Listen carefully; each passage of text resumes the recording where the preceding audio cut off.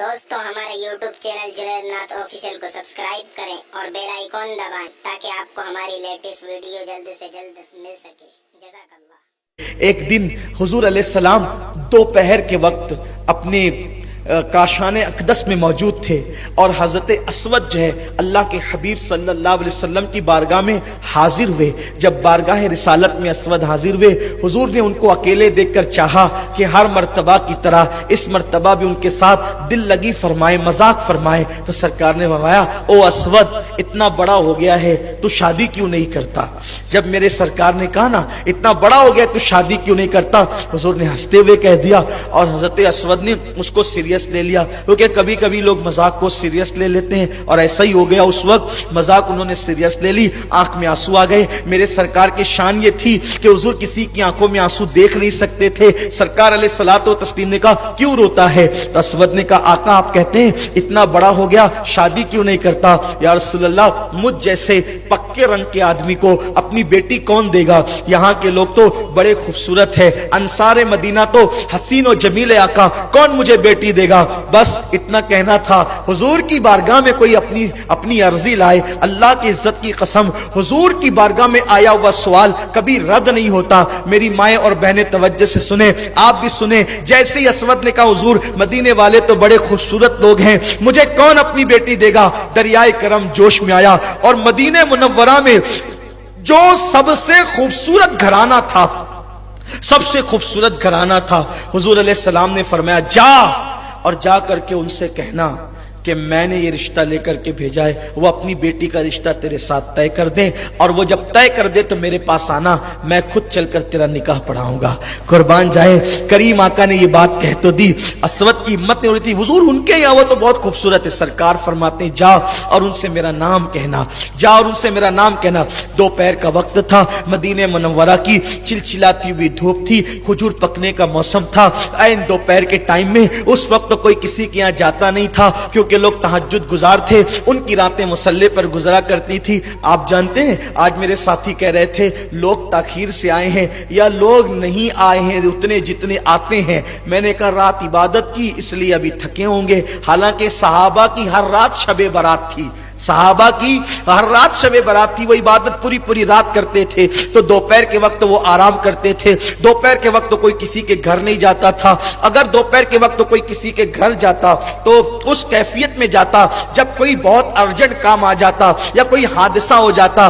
حضرت اسود گئے، دروازے پہ دستک دی، اندر سے آواز آئی، کون؟ باہر سے کہا اسود۔ جیسے ہی سنا اسود تو دروازہ کھولا۔ اب چونکہ دروازہ کھولنے کے لیے اس گھر کے ذمہ دار آگے بڑھے تو ایک لوتی بیٹی تھی، بڑی خوبصورت تھی، حسن و جمال میں یکتا تھی، اللہ اللہ، باپ سے بڑا پیار تھا، بیٹیوں کو باپ سے بڑی محبت ہوتی ہے۔ عین دوپہر کے وقت اسود کے آنے کی اطلاع جب باپ کی زبانی سنی تو باپ کے پیچھے دبے قدموں سے چلنے لگی اور باپ کی اوٹ میں کھڑی ہو گئی کہ آخر کوئی حادثہ تو نہیں ہوا۔ دروازہ کھولا گیا۔ حدیث پاک کا مفہوم ہے، تاریخی واقعے کو اپنے الفاظ کے جامع میں پیش کرنا ہوں۔ جس طریقے سے حضرت اسود کی آمد پہ دروازہ کھلا، صاحب خانہ نے پوچھا، اسود سب خیر تو ہے اتنے دوپہر اور چلچلاتی دھوپ میں اس وقت؟ تو انہوں نے کہا، مجھے اللہ کے رسول نے بھیجا ہے۔ کہا، ہاں اسود کہو بات کیا ہے؟ کہا، اللہ کے رسول نے بھیجا ہے۔ ہاں اسود، حضور نے بھیجا ہے، بات کیا ہے؟ اللہ کے رسول نے بھیجا ہے۔ ہاں اللہ کے رسول نے بھیجا ہے، کوئی بات؟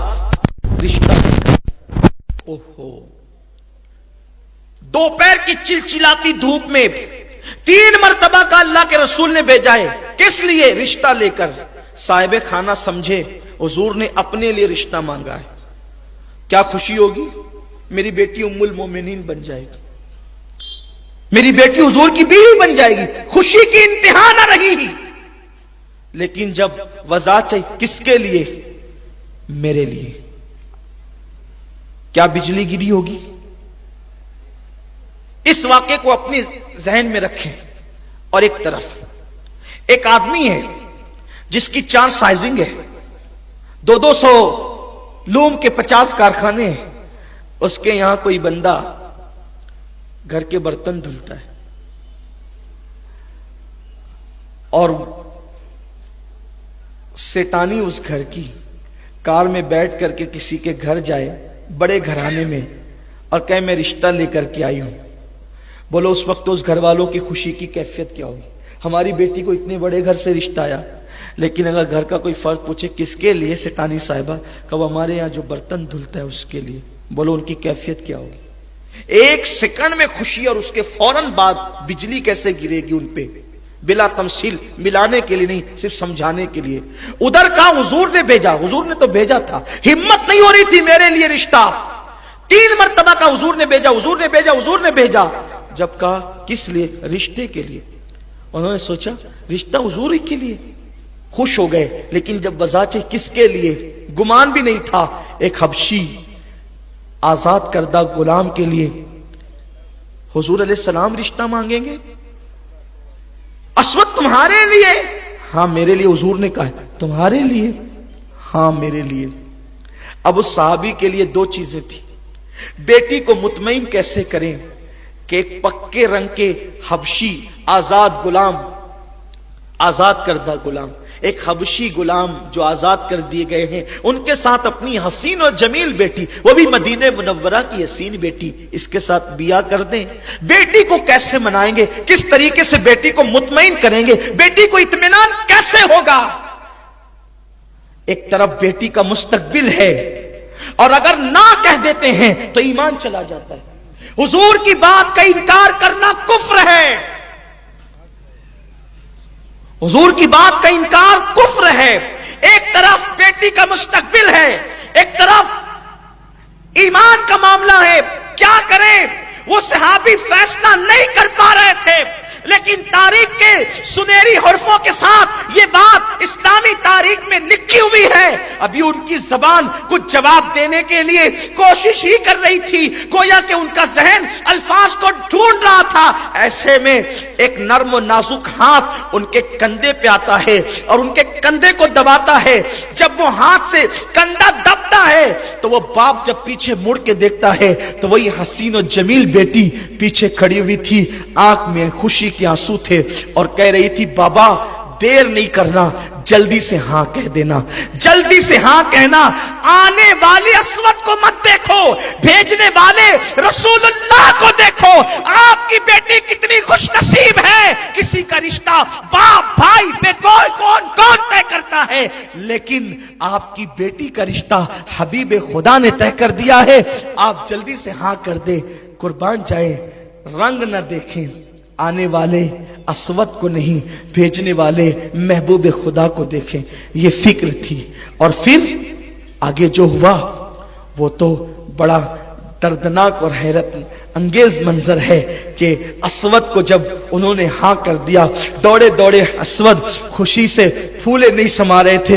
हुजूर उन्होंने हाँ कर दिया, हुजूर के चटाई पर कुछ रकम रखी थी, मुट्ठी भर के उठाई, अस्वद की गोद में डाला, जा कपड़े खरीद और निकाह का इंतजाम कर ताकि तेरा निकाह हो। इधर झोली में पैसे पड़े और वो गए, उधर गए, किसी ने आके इत्तला दी, या रसूल अल्लाह ओहद के मैदान के अंदर तो दुश्मन आकर के जमा हो चुके हैं और जंग मुसल्लत कर दी है, तैयारी करना है। सरकार ने कहा जाओ ऐलान कर दो। दोपहर से लेकर सुबह फजर तक ऐलान होता रहा। उसी दोपहर के वक्त ऐलान करने वाला निकला, ऐलान करते करते बाजार में गया। लोगों, अल्लाह के हबीब ने फरमाया कारोबार बंद करो, सारे काम छोड़ो और अपनी जान की नजरें लेकर हुजूर की बारगाह में पहुंचो। दुश्मन आ गया है ओहद के मैदान में, हमने भी जाकर इस्लाम की हिफाजत करनी है। कुर्बान जाए, अस्वद कपड़े ले चुके हैं, पैसे दे चुके हैं और अस्वद का हटने वाले हैं। ऐसे में कानों में आवाज आती है, हुजूर जंग के मैदान के लिए बुलाते हैं, जाने कुर्बान करने के लिए। अस्वद ने दुकानदार से कहा एक एहसान करोगे? दुकानदार ने कहा बताओ भाई क्या कर सकते हैं, ये पैसे मेरे वापस दे दो, कपड़े अपने वापस ले लो। लिया पैसे और उसी पैसों से आपने जो है वो ढाल खरीदी और तलवार खरीदी। अब हुजूर की बारगाह में नहीं गए, चुपके से जाकर के मुजाहिदीन की सफ में खड़े हो गए। चुपके से इसलिए गए ताकि हुजूर को इत्तला न हो पाए। अगर हुजूर को पता चल गया, हुजूर कहेंगे अस्वद जिहाद तो क़यामत तक होता रहेगा, अभी शादी कर ले ताकि तेरे दिल के अरमान पूरे हो जाएं। अस्वद ने सोचा जिस नबी ने सब कुछ दिया उस नबी को हम जान के सिवा दे भी क्या सकते हैं, और हक तो ये है कि हक अदा न हुआ। चुपके से जाकर के खड़े हो गए। ہم بھی عاشق رسول کہلاتے ہیں. ہمارا حال یہ ہے شب برات میں بھی رات بھر کھاتے پیتے رہے اور فجر سے پہلے جا کر سو گئے. یہ ہمارا حال ہے. میرے آقا علیہ السلام کے دیوانوں پکنک پر گئے اور وہاں پر گناہوں کے اڈوں کو آباد کیا. کیفیت یہ ہے حرام لقمہ پیٹ کے اندر ڈالا, عورتوں پہ بد نظری کی, نمازیں ترک کی, داڑیاں مڈا کے گٹروں میں پھینکا. یہ اپنی زندگی کا کل معاملہ ہے, کل حال ہے. میرے آقا علیہ السلام کے دیوانوں وہ کیسے عشاق تھے. سوچو اتنی خوبصورت بیوی ملنے والی ہے اور چند لمحوں کے بعد ملنے والی ہے, لیکن اسود جانتے تھے کہ سب چیزوں سے زیادہ محبت کرنا حضور سے یہ ایمان کی نشانی ہے. اگر حضور سے پیار نہیں تو کچھ بھی نہیں, حضور سے محبت نہیں تو کچھ بھی نہیں, حضور سے عشق نہیں تو کچھ بھی نہیں. بمصطفیٰ برسا خیش را کے دی ہم اوس, اگر بہو نہ رسیدی تمام بو لحبیس. پورا کے پورا دین محمد الرسول اللہ کا نام ہے. اگر ان سے محبت نہیں ہے تو پھر کچھ بھی نہیں ہے. جو ان کے قدموں سے دور ہو گیا ابو لہب میں اور اس میں کوئی فرق نہیں ہے. اسود کھڑے ہو گئے. اس کے بعد صبح کو قافلہ چلا میدان جنگ کے اندر, تلواروں سے ٹکرائی. اور احد کی جنگ کی داستان آپ مجھ سے پہلے کئی مرتبہ سن چکے ہیں. 70 صحابہ شہید ہوئے. حضرت حمزہ, حضرت مصعب ابن عمیر, حضرت شماس. اس طریقے سے ان میں سے حضور علیہ السلام نے جب لاشوں کو اکٹھا کیا جنازہ پڑھانے کے لیے تو دیکھا کہ اس میں اسود کی لاش بھی تھی.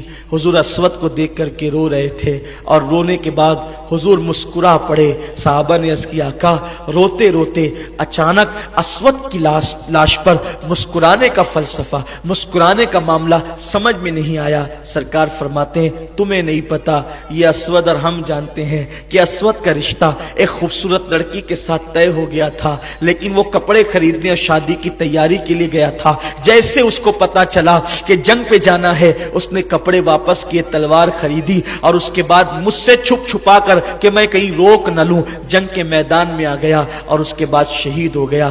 اب میں دیکھ رہا ہوں رونا اس پر آیا کہ اتنی خوبصورت دلہن ملنے والی تھی, اس نے دلہن کی پرواہ نہیں کی, میری محبت میں جان قربان کر دی. رونا اس پر آ رہا ہے لیکن ہنسی اس پر آ رہی ہے کہ میں دیکھ رہا ہوں کہ جنت کی حوریں آپس میں جھگڑا کر رہی ہے. وہ کہتی ہے میں اسود کی دلہن بنوں گی, میں اسود کی دلہن بنوں گی, میں اسود کی دلہن بنوں گی. حوریں لڑ رہی ہے عاشق رسول کے لیے کہ اس کی دلہن میں بنوں گی. میرے آقا صلی اللہ علیہ وسلم کے دیوانوں, میں اپنی بہنوں سے یہ نہ کہہ دوں ارے نادان, اگر پکے رنگ کا انسان سچا عاشق رسول بن جائے اس کی دلہن بننے کے لیے حوریں جنت کی لڑتی ہے. تو کہاں کہہ رہی ہے کہ جس کے چہرے پہ داڑھی ہے میں اس سے شادی نہیں کروں گی, ارے اس کے لیے تو حوریں لڑ رہی ہے. تو کہاں کہہ رہی ہے میری بہن کہ جس کے سر پہ ٹوپی ہے اس سے شادی نہیں کروں گی. دیندار بیوی ڈھونڈو, دیندار شوہر ڈھونڈو, انشاءاللہ زندگی خوشی سے گزرے گی. اللہ سے دعا ہے اللہ مجھے آپ سب کو عمل کی توفیق دے.